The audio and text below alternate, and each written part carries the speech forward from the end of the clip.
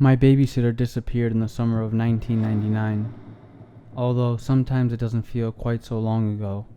Like when I close my eyes and remember how it felt to run my fingers through her long, coarse hair. Her name was Michelle Dunbar, and for those first few days, everybody figured she'd run off with her boyfriend. We lived in a quiet neighborhood after all. Abductions and attacks didn't happen here. 3 of us set off that morning. There was me, my twin sister Evelyn, and our cousin, Georgia. Georgia lived right across the street, which meant in those summer months she landed on our doorstep every day at 8 a.m., and she didn't leave until her mom called her in for supper. After a few rounds of hide-and-go-seek in our back garden, Georgia said, "I'm bored. Let's go to the park." The sky was the color of mackerel, my least favorite food. You just knew it could start raining any second. I said, "Nah, we'll get soaked." "No, we won't," she replied matter-of-factly, like she could control the weather. "It will. We should play Mario Kart instead." "Let's put it to a vote." Immediately, I groaned. A vote essentially meant girls versus boys, since the 2 of them were closer with each other than to me. In fact, people usually assumed they were twins on account of their matching brown hair and green eyes. Like always, the 2 of them won through sheer numbers advantage. Georgia stuck out her tongue. "You lose, Charlie." From our house, we crossed the street and squeezed through a fence surrounding the nursing home. You needed to move fast, otherwise the elderly residents came out to shake their walkers and yell. After that, we circled 3 empty soccer fields, followed a short trail through the woods, and voila. There was a 12-foot high fence around the park, with a front and rear gate, both of which made this horrible whine of metal against metal as they opened. The area was divided into 2 sections, one for younger kids, with swings you couldn't fall out of and tube slides, and one for kids our age, which had a climbing frame and proper swings you could launch yourself from. The only other people there was a mother with her infant son, and they left pretty quickly on the account of a dark storm cloud that rolled in. Usually, the place was so overrun you had to queue up for a turn on anything, but that day we had the whole place to ourselves. The 3 of us played shoe fling, this silly game where you built up momentum on the swing and then kicked your shoe off when you reached the highest point. Whoever's traveled the furthest won. Then, inevitably, everybody scrambled to recover their own shoe while battling to toss their opponents over the fence, forcing that person to hop all the way outside. After I won 3 out of the 5 rounds, Evelyn and Georgia wandered over to the benches, which sat beneath this curved metal shelter supported by 3 posts. Mostly, it was a space where parents sat in the shade and relaxed while their children went apeshit. Since the girls did gymnastics at school, they scaled the shelter with ease. Then, from the top, they called me names and pretended to sunbathe even though it was still super dreary. To climb the shelter, you had to put your foot on this metal bolt sticking out of the middle post, straighten your body, and grab the top. But being a husky nerd, this maneuver eluded me. My face turned completely flush as I slid down the pole again and again. After 5 minutes, I was panting heavily. There was nothing I could do besides wait for my turncoat sister and bratty cousin to climb down. Soon, I needed to piss. I went through the gate and around the side of the park, where the grass grew so tall it touched my chest. There, all you had to do was take 20 steps out and hunker down a little to disappear. As an added bonus, during the warmer months, you could charge into the field and send thousands of different colored butterflies soaring into the air. As I found a nice spot and watered the plants, midges danced around forming clouds. I waved them away, then buttoned up my shorts and strolled back toward the park. I had a side-on view of the shelter where Evelyn and Georgia leaned over the edge, looking at the space directly beneath them. And there, through the mesh fence, I saw a stranger. He looked older and taller than my dad, and he was saying something to the girls. Even from a distance, the guy gave me the creeps. He wore this long trench coat and had a backpack around his shoulders. What little hair he did have was tied into a long ponytail. My brain frantically tried to match him up with all the adults I knew. Maybe he worked at the school, possibly as a janitor or technician, or maybe he was somebody's dad, and Georgia and Evelyn recognized him from one of those girls-only sleepovers. As I quietly shuffled forward for a closer look, the man swung his backpack onto the ground and pulled a Mars bar out of the side compartment. The smart thing to do would have been to rush home and tell Mom, but it seemed wrong to abandon Evelyn and Georgia like that. Instead, I shuffled along even further, straining to hear the conversation. It began to rain. I remember the sound of water splashing against the wooden playground equipment. The man broke off a portion of his chocolate bar and waved it around. After another brief back and forth, the stranger raised his volume to the point I could detect anger in his voice. And then, without warning, he jumped up and swiped at Georgia. Even from a standing position, the guy could almost touch the top of the shelter. Evelyn and Georgia shrieked and shuffled back along the curved surface. I remember thinking the rain would act as a water slide and send the two of them careening over the edge. It sounds ridiculous, but at that moment, I was more terrified our parents would ban us from the park because one of them fell and broke a leg. When they reached the far side, the man circled around to try from the back. The two of them scrambled into the middle, mere inches outside of the bastard's seemingly endless reach. That shelter couldn't have been any more than 6 feet long and 7 feet high. Terrified the guy might spot me, I lay flat on my stomach and crawled to the very edge of the little no man's land, my eyes fixed forward. After a few more attempts to grab the girls, the man stared fixedly at the bench. He put one foot on it and hoisted his top half up onto the shelter, bringing himself eye level with Evelyn and Georgia, who pulled their knees into their chest and shrieked. My heart pounded wildly against my chest. Even though he wasn't in great shape, the man would no doubt make his way up sooner or later. I had to help them. But how? Without thinking, I took a deep breath and belted out the words, "Dad, come quick!" at the very top of my lungs. The man's head immediately snapped in my direction. I made myself completely flat, the grass tickling my face, raindrops larger than marbles pelting my back. An army of midges landed on my neck and took thousands of little bites. I itched everywhere but refused to move a single muscle. There was no question that he'd seen me, that he'd already started marching over. I wanted to be somewhere safe, like in my bedroom playing Mario Kart. That horrible crawling sensation against my flesh made it feel like some sort of horrible nightmare. It was a good thing I'd already peed. I squeezed my eyelids together and began counting.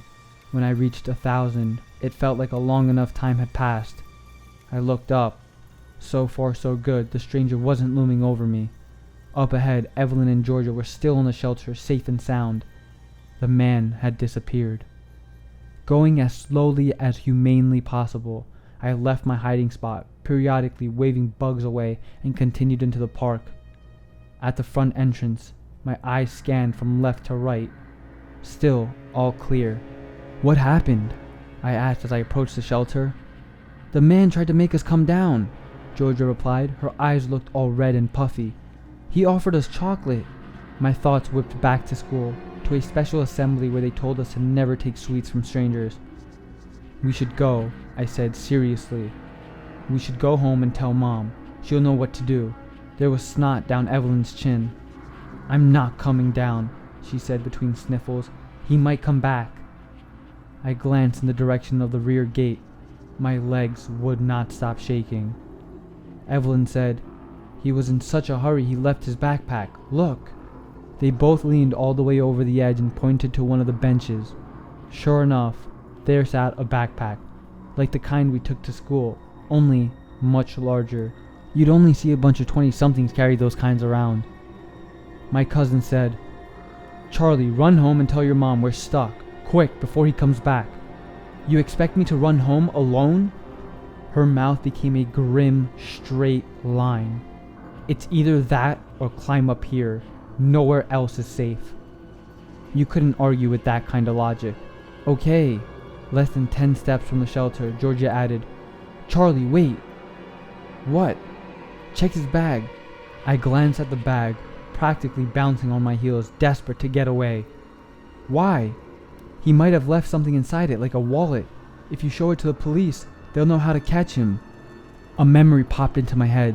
2 months earlier, there had been a break-in at a nursing home, the same one we cut across to reach the park. Somebody had stolen a box of jewelry from the residents who lived on the ground floor, and Noah Cairns found a necklace the thief dropped while escaping into the forest. Noah took the precious item straight to the reception. As a reward, the staff bought him 5 packs of Pokemon cards, and he pulled a Charizard in his first one. Even got his name in the local paper, accompanied by the words "Hero Boy." If I rummaged through this guy's backpack and found some incriminating evidence, like say a bloody knife or a written confession to a series of robberies, that had to be worth at least 20 packs of cards, right? Despite my gut begging me to make myself scarce, I grabbed the pack. That damn thing was hefty. Even a full-grown adult would have struggled to lift it. And whatever was inside stunk 10 times worse than any mackerel. Immediately, my guts churned and twisted. The zipper, which got snagged on something coarse and bristly, wouldn't open any more than 2 or 3 inches. No matter how hard I pulled, even still, that was enough to make the smell 1,000 times worse. I had to keep myself from retching. "What is it, Charlie?" asked Georgia. I pushed 2 fingers through the narrow gap and prodded whatever lay inside. It felt all wiry and knotted. I don't know, a fur coat maybe? Just then, there came this whine of metal against metal. I heard the awful sound, knew immediately what it was, and spun around. There stood the stranger, his jaw tightly clenched. He sprinted toward me. Oh fuck, he was actually sprinting toward me. Above my head, the girls cried out in high, frightened voices, "Run, Charlie, run!" From this point, the world and everything in it went into slow motion. Between strides, the man seemed to hang in mid-air for seconds at a time. I stood there hypnotized, a deer caught in a big headlight. The front gate lay to my left, but to escape I'd have to cover the distance and pull it open, which would cost valuable seconds. There wasn't nearly enough time. The second option was to fight, which my brain immediately dismissed as a dumb idea. That meant there was no choice other than to climb. The girls screamed loud enough to hurt my ears, finally breaking my paralysis. Already the man had covered half the distance between us. In less than 10 seconds, he'd be able to grab me. Like a seasoned trapeze artist, I put one foot then the other onto the bench and then launched myself toward the pole, twisting mid-jump. If you'd asked me to perform that same maneuver again, I'd have face planted 10 times out of 10. My fingertips narrowly grabbed the top of the shelter as my foot swung onto the bolt, my toe slipping off once, twice. Why did it have to rain that day, of all the fucking days? Both Evelyn and Georgia reached forward and grabbed my wrists, which did more harm than good, honestly, but all 3 of us were intoxicated with fear and panic. The situation had become a desperate scramble for survival. Past their shoulders, I watched the man disappear beneath the shelter, beyond the point where I could see. His arms would no doubt clamp around my ankles at any moment. It felt like treading water, while shark fins circled around, steadily drawing closer, all those sharp teeth hidden below the surface. It was now or never. As the man lunged forward and screamed, I stabbed my toe into the bolt one final time and heaved myself up onto the shelter. As he swiped at my left foot, my shoe came loose and spun off onto the ground. I later thanked God I hadn't tightened the laces after the shoe fling game. A gigantic bear paw reached up onto the shelter and felt its way along. I reeled backwards, my shoulder pressed tight against the girl's, all 3 of us huddled close together like sardines in a can. The hand reeled back. A moment later, the top half of the man's head popped up. "You little shit." A spiderweb of veins stood out across his temples. "Get down here," he snarled, flames practically spewing from his nostrils.